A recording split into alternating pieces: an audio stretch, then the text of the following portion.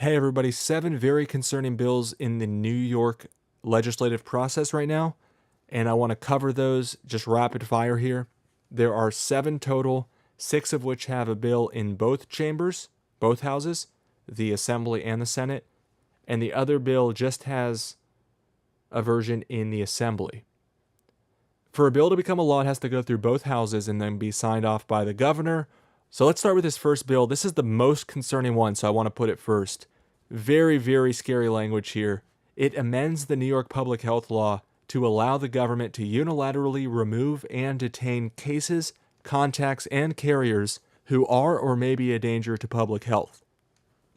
So it says, upon determining by clear and convincing evidence, whatever that means, that the health of others is or may be endangered by a case, contact, or carrier, or suspected case, contact, or carrier of a contagious disease that, in the opinion of the governor after consultation with the commissioner, may pose an imminent and significant threat on the public health resulting in severe morbidity or high mortality, the governor or his or her delegee, including but not limited to the commissioner of the heads of the local health departments, may order the removal and or detention of such a person or of a group of such persons by issuing a single order identifying such persons either by name or by a reasonably specific description of the individuals or group being detained. So they don't even have to list this out by name. They can just write some descriptive words down and arrest everybody. Detain everybody. Quarantine everybody. Throw everybody in internment camps. Quarantine camps. It says, such person or group of persons shall be detained in a medical facility or other appropriate facility or premises designated by the governor or his or her delegee and complying with subdivision 5 of this section. It says, a person or group removed or detained by order of the governor or his or her delegee pursuant to subdivision 2 of this section shall be detained for such period and in such manner as the department may direct in accordance with this section. It says a confirmed case or a carrier who is detained pursuant to subdivision 2 of this section shall not continue to be detained after the department determines that such person is no longer contagious. So a suspected case or suspected carrier shall not continue to be detained after the department determines with the exercise of due diligence that such person is not infected with or has not been exposed to such a disease, or is infected with or exposed to such a disease, no longer is or will become contagious. So there's the possibility they might just throw you in detention, assume you're sick, I guess, and then they'll test you and let you go if you turn out to be healthy. It's so tyrannical. And then it says right here that you can be detained until the department determines that the person is not infected with the disease or that such contact no longer presents a potential danger to the health of others. So if you're brought in as a contact of a suspected case, talk about multiple degrees of separation. If you're a contact, as in you bumped into somebody at the convenience store and that person is a suspected case, they haven't even tested positive, they're suspected, then how long can they detain you? Let's see here. After the department determines with the exercise of due diligence that the suspected case was not infected with such a disease or was not contagious at the time the contact was exposed to such individual, the detention shall not continue, it says. Or it should not continue after the department determines that the contact no longer presents a potential danger to the health of others. So again, this is all about taking away individual rights for the collective good. And they think that's okay. I absolutely do not think that's okay. Especially because it just seems like they're on Big Pharma's payroll. It's insane. This is concerning also. A person who is detained pursuant to subdivision 2 of this section shall, as is appropriate to the circumstances, have his or her medical condition and needs assessed and addressed on a regular basis, and be detained in a manner that is consistent with recognized isolation and infection control principles in order to minimize the likelihood of transmission of infection to others. Wow. So, talk about a crazy situation to be in one of these quarantine camps. They probably have everybody all penned off or in small little cages. I mean, rooms or cells or whatever you want to call them. But I think it's all very inhumane. And maybe there'd be times for it, I guess, picturing some like zombie disease or something. But I don't think this is the time for this nonsense tyranny. As you can see here, they want to be able to detain people for up to 60 days without needing a court order to authorize the detention. 60 days. But that's not the absolute maximum. That's just how long they can go without getting a court order. Get this line here. The governor or his or her delegee shall seek further court review of such detention within 90 days following the initial court order authorizing detention, and thereafter within 90 days of each subsequent court review. Is it saying that every 90 days they can renew it? Renew the court order? Am I reading that right? This is very concerning to me. It says, a copy of any detention order of the governor or his or her delegee issued pursuant to subdivision 2 of this section shall be given to each detained individual. However, if the order applies to a group of individuals, and it is impractical to provide individual copies, it may be posted in a conspicuous place in the detention premises. It says any detention order shall set forth basically the reason, who is involved, a notice advising the person or group being detained that they may supply the addresses and or telephone numbers of friends and or relatives to receive notification of the person's detention, and that the department shall, at the detained person's request, and to the extent possible, provide notice to a reasonable number of such people that the person is being detained. In addition to the removal or detention orders, the governor or his or her delegee may, in his or her discretion, issue and seek enforcement of any other orders that he or she determines are necessary or appropriate to prevent dissemination or transmission of contagious diseases or other illnesses that may pose a threat to the public health, including but not limited to ordering house quarantine, requiring the testing or medical examination of persons who may have been exposed to or infected by a contagious disease, or who may have been exposed to or contaminated with dangerous amounts of radioactive materials or toxic chemicals. To require an individual who has been exposed to or infected by a contagious disease to complete an appropriate prescribed course of treatment, preventative medication, or vaccination, including directly observed therapy to treat the disease and follow infection control provisions for the disease, or to require an individual who has been contaminated with dangerous amounts of radioactive materials or toxic chemicals such that said individual may present a danger to others, to undergo decontamination procedures as deemed appropriate by the department. So that packed a punch. That was all in Assembly Bill 99, the first of the 7 bills that we're going to go through. The other ones are a bit shorter. This is the next one here. There are 2 bills, one in the Assembly, one in the Senate. The Assembly bill is A6564C. The Senate bill is S4244C. And they're identical. So I'm just going to cover the Assembly version. Permits any child who is at least 14 years of age to have administered to himself or herself certain immunizations required or recommended by law. And recommended by law to them means recommended by the Advisory Committee on Immunization Practices of the CDC. And there's a lot more co-sponsors on this bill.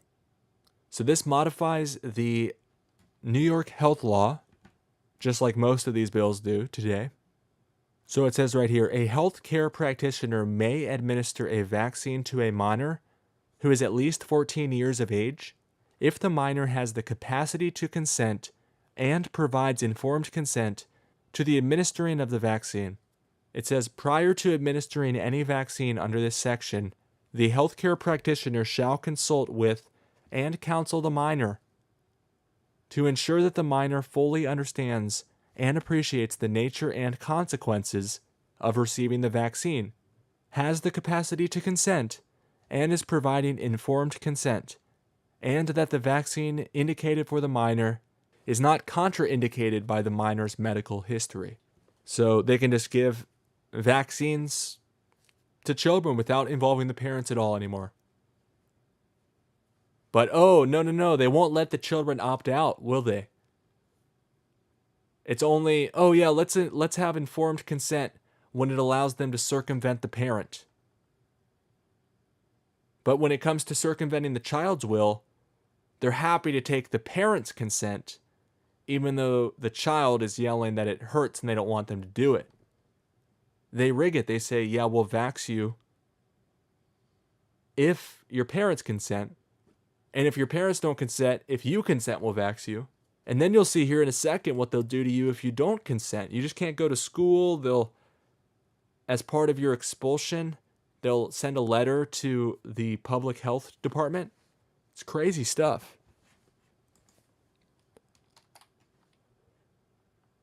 So the next two bills are about allowing healthcare practitioners to administer all STD vaccines to minors starting at age 9 without parental knowledge or consent. That's right, without the parental knowledge, let alone the consent. Again, this is a bill that would change the New York health law to provide medical care to minors for sexually transmitted diseases without a parent's or guardian's consent. A healthcare practitioner may diagnose, treat, or prescribe treatment for a sexually transmitted disease for a person under the age of 18 years without the consent or knowledge of the parent or guardian, including administering vaccines to a person under the age of 18 years without the consent or knowledge of the parents or guardians of such person, provided that the person has capacity to consent to the care without regard to the person's age, and the person consents. Either the physician or hospital may impose a reasonable charge to be paid by the person requesting the release and deliverance of such records as reimbursement for such expenses. So again, this is all about concealing certain treatment from the parents. They don't even want the parents to know about it. And that's why they're talking about records here. This paragraph is more telling. Upon the written request of any competent patient, parent, or guardian of an infant, an examination, consulting, or treating physician or hospital must release and deliver, exclusive of personal notes of the said physician or hospital, copies of all x-rays, medical records, and test records, including all laboratory tests regarding that patient to any other designated physician or hospital provided.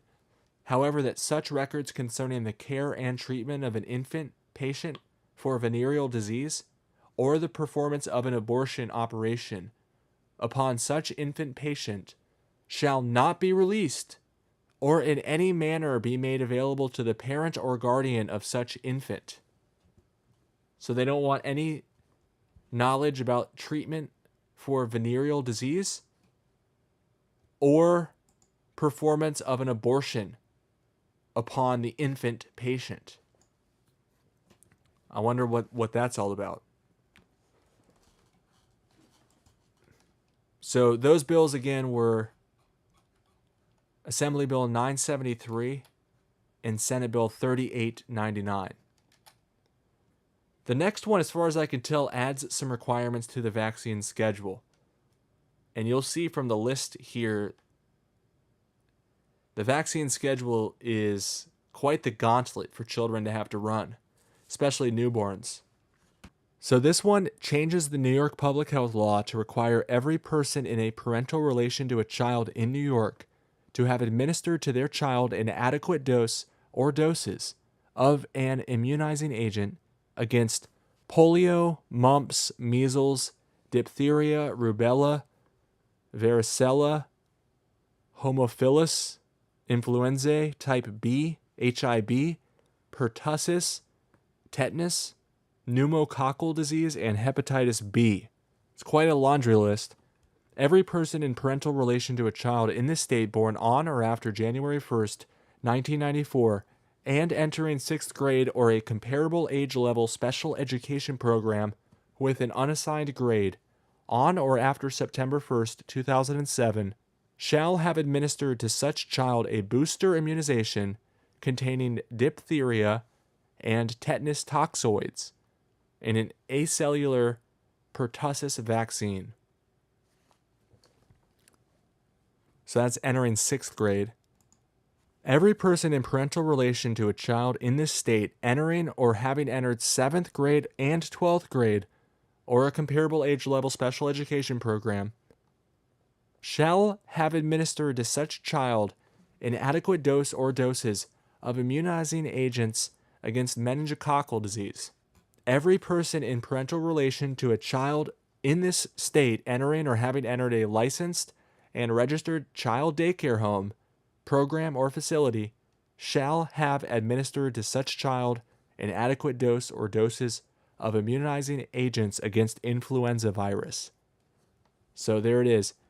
Everybody in daycare has to get the flu vax, which is an annual dose. The person in parental relation to any such child who has not previously received such immunization shall present the child to a health practitioner and request such health practitioner to administer the necessary immunization against polio, mumps, measles, diphtheria, HIV, rubella, varicella, pertussis, tetanus, pneumococcal disease, meningococcal disease, influenza virus, and hepatitis B. In the event that a person in parental relation to a child makes application for admission of such child to a school, or has a child attending school and there exists no certificate or other acceptable evidence of the child's immunization against polio, mumps, measles, diphtheria, rubella, varicella, hepatitis B, pertussis, tetanus, and where applicable, HIV, meningococcal, influenza virus, and pneumococcal disease, the principal teacher, owner, or person in charge of the school shall inform such person of the necessity to have the child immunized. Person shall state a valid reason for withholding consent, or consent shall be given for immunization to be administered by a health officer in the public employ or by a school physician or nurse.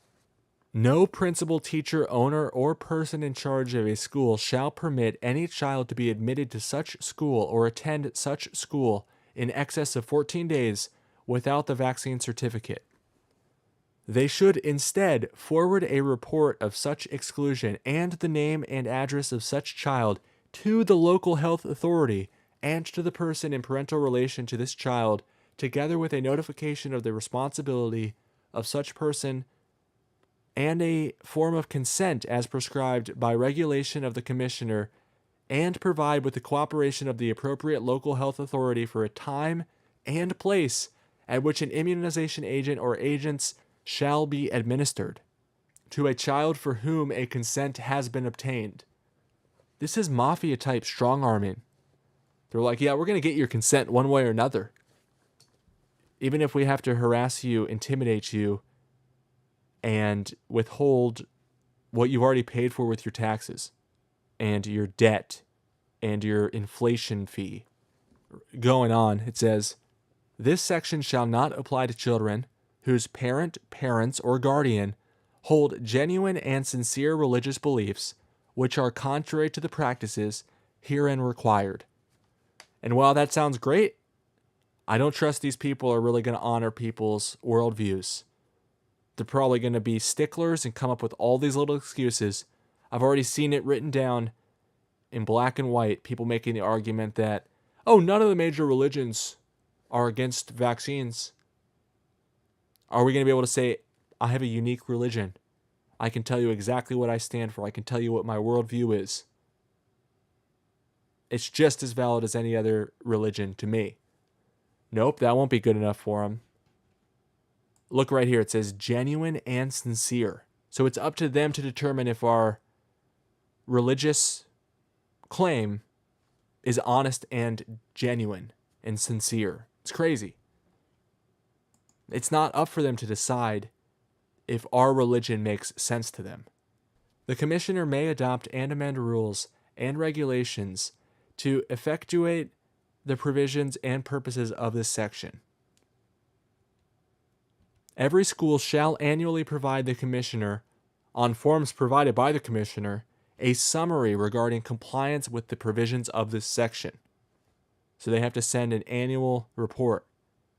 So the schools have to send an annual report proving their compliance. So the next one's really short. We have A2912 and the corresponding Senate Bill S298. So put very simply, it provides for the immunization of all children born after January 1st, 2009 against HPV. So in other words, they're mandating the HPV vaccine to children. And that's Gardasil 9, I believe. So the next bill we have has, again, a counterpart in the Assembly and the Senate. The Assembly bill is 6847. The Senate bill is 4494. And this is scary to all of us adults out there. This is adult vaccination reporting. So now they're going to make the doctor report to the health department who is getting vaccinated for what, which is a huge privacy concern. And the other question is, why do they even want to know it in the first place? So let's go through this real quick. This bill requires healthcare providers who administer any vaccines to a person 19 years of age or older to report all such immunizations to the New York State Department of Health, or for healthcare providers located in New York City, to the New York City Department of Health. And then it just says justification. This legislation builds off of Chapter 420 of the laws of 2014 by explicitly stating that healthcare providers, registered professional nurses, and pharmacists shall report immunizations given to adults to the immunization registries of New York State and New York City, allowing the respective departments of health to better monitor immunization rates. Requiring that these professionals report immunizations will also allow the department to track where people are receiving immunizations and tailor public outreach efforts accordingly. And then our final one, this is Assembly Bill 8635 and the Senate counterpart 6717, relates to the publication of immunization information. This one might be so that healthcare practitioners can be disciplined for low percentages. Apparently this is what's happening in California. Every school shall annually provide the commissioner, on forms provided by the commissioner, a summary regarding compliance with the provisions of this section. Such summary shall identify at minimum A, for each individual immunization series required by this section, the number and percentage of children admitted to the school that are fully immunized, not fully immunized, and how many are exempted. So those three categories. And then B, for what else the summary should identify, is the overall number and percentage of children admitted to the school that are fully immunized for all immunization series required, or not fully immunized for one or more, or exempt from one or multiple immunization series required by this section. So they have to give a percentage for each of those. So I guess they're not exclusive, but they have to tell the state, the Department of Health, how many of their students have an exemption, how many of them are fully compliant, how many of them are out of compliance. And so those are the bills. I'm very concerned about this. I feel for all the children that are getting pumped full of experimental, untested chemicals. I think that's child abuse. And if parents and the children want to opt out of it, who is to tell them otherwise? Anybody who's forcing medication in the 21st century ought to be ashamed of themselves, as should anybody who's ever done it. I mean, it's one thing to medicate somebody when they're unconscious or something and try to bring them back. But if they're telling you, no, I don't want that, I don't trust it, I don't want it, hell no, and you still try to push it on them, you're a bad person. You're a tyrant. You're oppressive. And you could very well be harming people. Which, begs the question, what are you really in this for? Because you're making the case that you're trying to be about healing people. So if you really cared about that, you shouldn't be forcing medication, especially medication that's injected by breaking the skin with a needle and then injecting a vial full of serum into somebody. That's a pretty intense procedure, especially when the person's looking down at their arm when it's getting injected into them. Anybody who says otherwise is not being honest. And then there's the whole separate discussion of newborns and what they're pumping the newborns full of and the snipping they're doing to the newborns. Oh, man. That's a topic for a different day. Thanks, everybody, for tuning in. Let me know down below what you think of the 7 bills. I'm also going to put a link in the description of all my notes with the links if you guys want to go check out these bills. I'm really curious to hear what people think about those as more and more New Yorkers start to see what's on the docket for the legislative session. So thanks again for tuning in. I hope everybody has a great day.